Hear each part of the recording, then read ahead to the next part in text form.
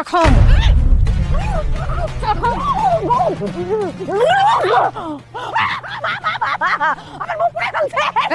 খবরদার চিল্লাবি না আজকে তোরে জানে মাইনা ফেলাম খারা দাও নাই আইতাছে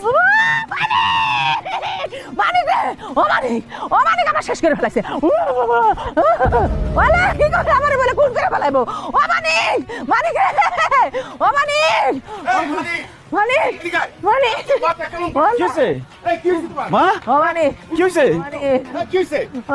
কি হয়েছে নাকি?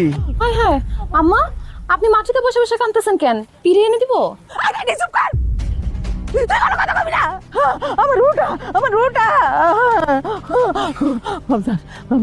তোর বোর কাছে আমি এক কাপ চা চাইছিলাম, ওই আমার চাই না দিছে, চা খেয়ে কইছি ভালো হয় নাই। সেই জন্য আমার মুখটা ধইরা মুখের মধ্যে গরম চা ঢাইলা দিছে। কি কাজল তোমার মুখে গরম চা ঢেলা দিছে? না মা, অসম্ভব, এটা হইতেই পারে না। মিথ্যা কথা বলো না তোমা। না রে বাজান, আমি মিছা কথা কইতেছি না, সত্যি সত্যি তোর বউ আমার মুখের মধ্যে গরম চা ঢাইলা দিছে। মা, আমার বউ কিভাবে তোমার মুখে চা ঢেলা দিব? আমরা দুজন ততক্ষণ রুমে ঘুমাইছিলাম।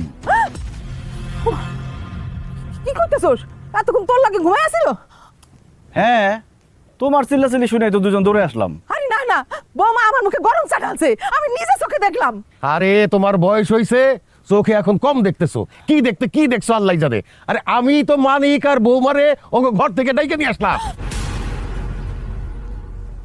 আল্লাহ, এইসব আপনি কি কইতাছেন? তাহলে এতক্ষণ আমি কার লোকে কথা কইলাম? কে আমার মুখে গরম চা ঢাইলা দিল? সেটা কেউ ছিল না। তোমার বয়স হয়েছে না, বয়সের ভারে ভীমরতিতে ধরছে, এই জন্য উল্টাপাল্টা দেখছো। এই মারে ঘরে নিয়ে যাও তো। আম্মা আসেন, ঘরে আসেন।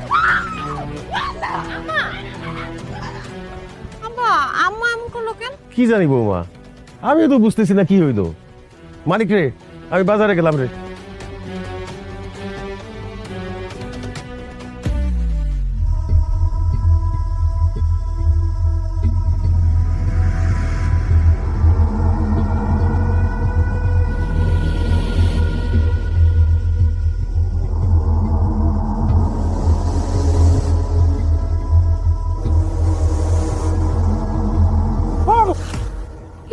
ও ভাবি, তুমি? আমি আর ভাবছি। কি ভাবছো? তোমার বউ? তোর ভাবি কি যে কও না তুমি। লজ্জায় একদম গাল লাল হয়ে গেছে। কি বাসরাত মনে হয় খুব ভালো কাটছে, একেবারে ভোর